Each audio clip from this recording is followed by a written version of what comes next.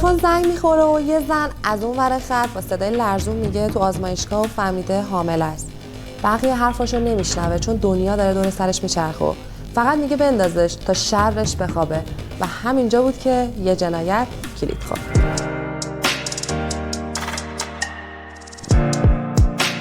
سلام به همه شما کارگاه اسمیتی‌های عزیز، خیلی خوش اومدین به برنامه امروزمون تا با همدیگه 2 تا پرونده جنایی از ویرجینیا و تهران رو با هم بررسی کنیم و شباهت‌های جالب و حیرت انگیزشون رو ببینیم و بشنویم. قبل از شروع تشکر میکنم بابت لایک و سابسکرایب و کامنت هایی که میذارین. با همدیگه یه سر میریم به شهری توی ایالت ویرجینیای آمریکا تا براتون بگم از زندگی پرتلاطم یه دختر جوون 21 ساله. وقتشه بریم به شهر اشبورن تو ایالت ویرجینیا تا جنایتی رو بررسی کنیم که اواخر ژانویه سال 2011 اتفاق افتاده و قربانی این پرونده یه دختر 21 ساله است به نام بتنی. بتنی یه دختر بسیار باهوش و شاداب بود که همیشه توی مدرسه جزو بهترین ها بود و توی دانشگاه هم دانشجوی موفقی بود. اون همون سال اول دانشکده با یه پسر به اسم امیل آشنا میشه که داشت برای پیوستن به گارد ملی ارتش آموزش میدید. امیل یه پسر رمانتیک با یه حافظه کم نظیر بود. خانواده بتنی اونو میپرستیدن و احساس میکردن یه جوریه که انگار تموم زندگیشون با اونا بوده. بعد از مدتی امیل از بتنی خواستگاری میکنه و اونا توی نامزدی متوجه میشن که دارن بچه دار میشن. یه بارداری غافلگیر کننده که برنامه‌های زندگی این زوج جوان رو به هم میریزه و شرایطی پیش میاره که هنوز براش آماده نبودن. مثلا از نظر مالی موقعیتشون مناسب نبود برای تولد یه نوزاد و حمایت ازش. برای همین امیل سری کارشو تو ارتش شروع میکنه و بتنی هم علاوه بر بچه داری و رفتن به دانشگاه یه کار نیمه وقت توی یه رستوران پیدا میکنه. استرس وقتی بیشتر میشه که امیلی میفهمه باید عازم افغانستان بشه و بتنی میدونه که تحمل این دوری براش سخته. به همین خاطر فکر میکنن ای کاش زمان بیشتری برای برنامه‌ریزی کردن صرف کرده بودن و با عجله زندگی مشترکشون رو شروع نکرده بودن. بعد از این امیلی میره افغانستان. بتنی آپارتمانش رو عوض میکنه و میره نزدیک یه رستوران که توش کار میکرد. اون توی رستوران یه همکار 31 ساله داشت به اسم رونالد که اهل بولیوی بود و شاید براتون عجیب باشه ولی چیزی نمیگذره که این دوتا درگیر یک رابطه خصوصی با هم میشن و بتنی به دوستاش میگه چون چند ماهی که امیل خارج از کشوره و اون تنها و منزوی شده این رابطه رو برقرار کرده. و عجیب ترین قسمت ماجرا اینجاست که رونالد با اینکه میدونه بتنی متأهله ولی وقت رو از دست نمیده و اسباب کشی میکنه به آپارتمان اون و باهاش هم خونه میشه. واقعا عجیب نیست؟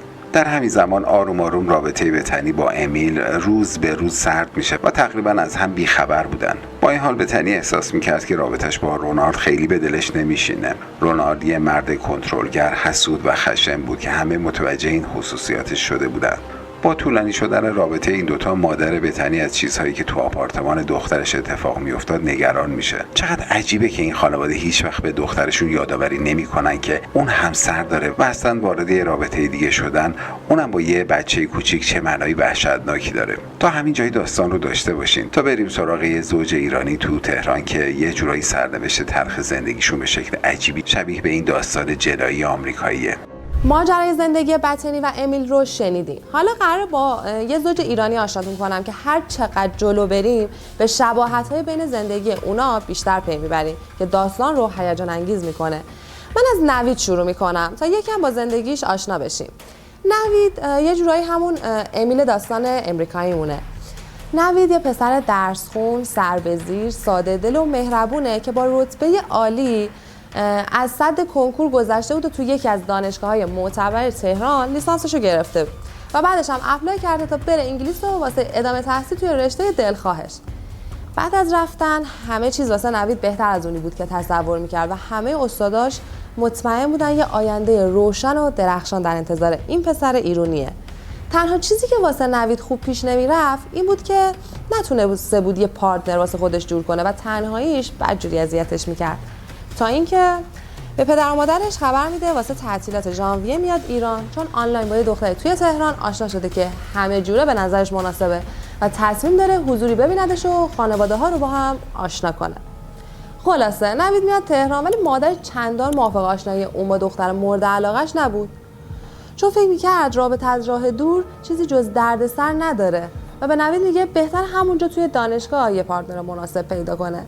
ولی نوید که دیگه نوشین رو حضوری هم دیده و بدجوری دلش پیش اون دختر شیطون و خوشگل گیر کرده بود، به مامانش میگه من خیلی پسندیدمش و چون نمیتونم به این زودی بیام ایران، پس یه قرار خانوادگی بذاریم تا توی یه کافه که شما هم ببینینش، بعدش نظرتو بگو بهم.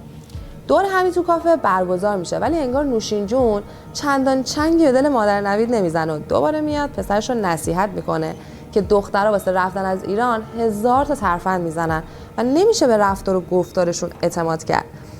ولی گوش نوید شنوا نیست و بالاخره زورش میچربه و خانواده ها قبول میکنن که دختر و پسر با هم برن سفر تا بیشتر همدیگر رو بشناسن. نوید حسابی از این آشنایی ذوق زده بود و فکر میکرد که همسر آینده‌ش رو پیدا کرده، هم خودش سعی میکنه مادرش رو راضی کنه و هم قلقای مامانش رو به نوشین یاد میده تا بتونه خودش رو توی دل مادر شوهر آینده‌اش جا کنه. نوید با این امیدها راهی انگلیس میشه. تا اینجا یادتون باشه تا با هم بریم آمریکا و ببینیم بتنی با دوست پسرش به کجا رسیدن.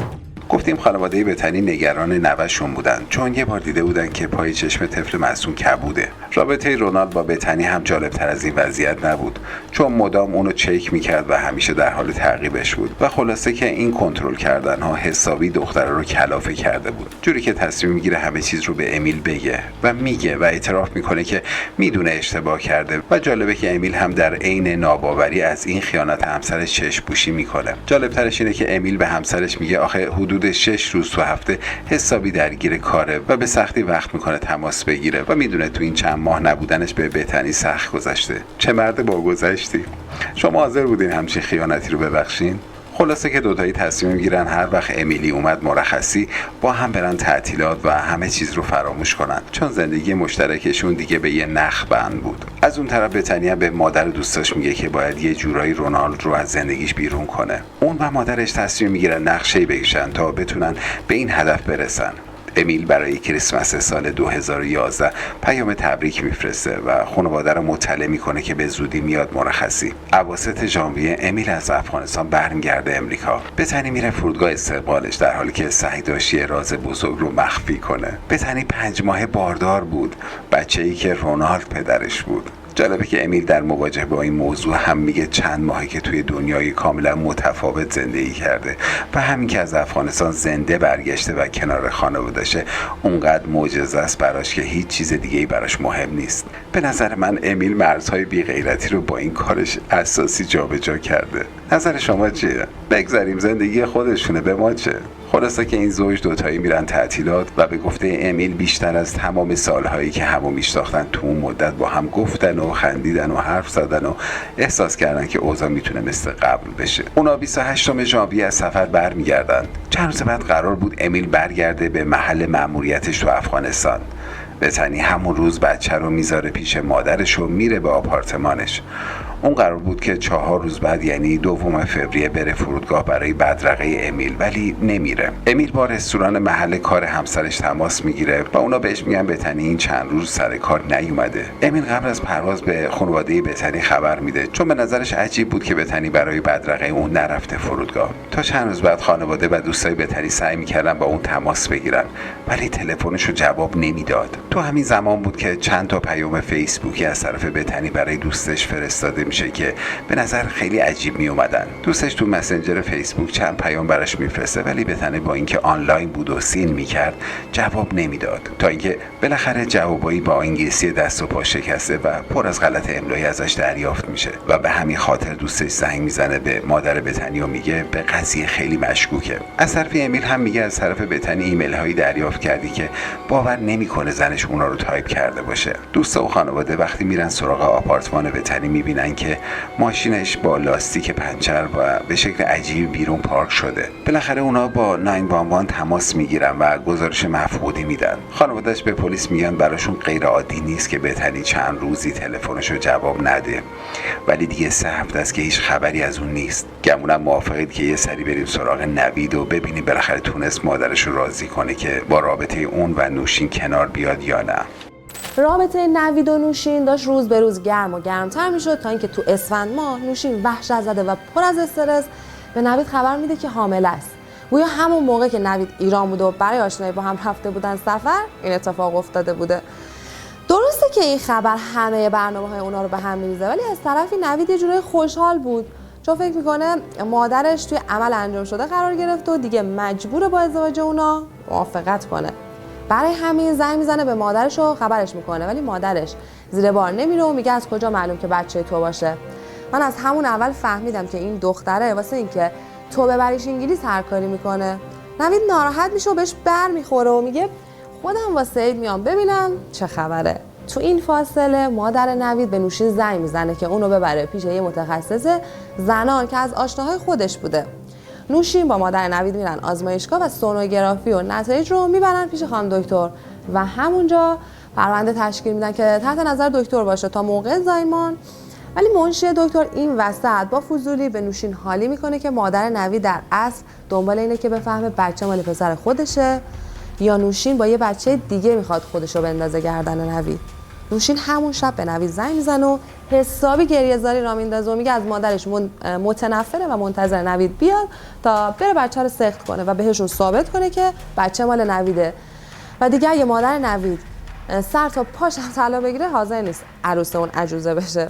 نوید خودش رو برای نوروز سال 90 میرسونه تهران و با هزار ترفند و صحبت با این بزرگتر و اون بزرگتر بین مادرش و نوشین یا آشتی کنون راه میندازه و بعد از یه عروسی ساده برمیگرده انگلیس تا کار اقامت نوشین رو درست کنه و بتونه زن و بچه‌ش رو ببره پیش خودش.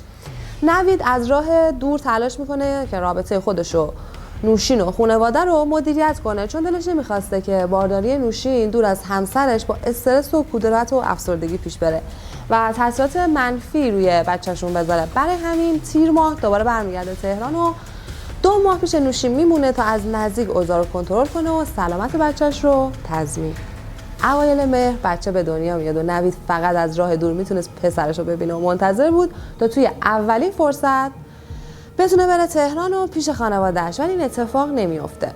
به زودی میفهمیم که چرا نوید نمیتونه برگرده ایران. کارگاه اسمیتی‌های عزیز، باید تا همینجا داستان پرونده ها رو نگه داریم و بقیه رو توی برنامه دیگه مفصل براتون تعریف کنم. بخش اصلی دارک و هیجان انگیز ماجرا مونده. باید بگم چیزی که تا الان شنیدید تقریبا یه مقدمه بود برای داستان‌های شوکه کننده و ماجراهای جنایی خفنی که همه تو قسمت بعدی اتفاق میافتن. پس یادتون باشه که قسمت بعدی رو از دست ندین تا بفهمین بچه مال نوید بود یا نه. بطنی آمریکاست یا از دست رونالد با امیل فرار کرده به افغانستان. ببینیم مادر نوید میشینه دست رو دست میذاره یا به بلای سر عروسش میاره. شاید هم امیل آدم ربایی کرده و زنش رو دزدیده برده افغانستان. شما چه حدسایی میزنین؟ تو قسمت بعدی قراره با چی روبرو بشیم؟ کامنت بزنید تا دفعه بعد ببینیم کی درست حدس زده. ممنونم که با من بودین و مرسی بابت لایک و سابسکرایب. تا برنامه بعدی و ادامه پرونده، خدا پشت و پناهتون. فعلا.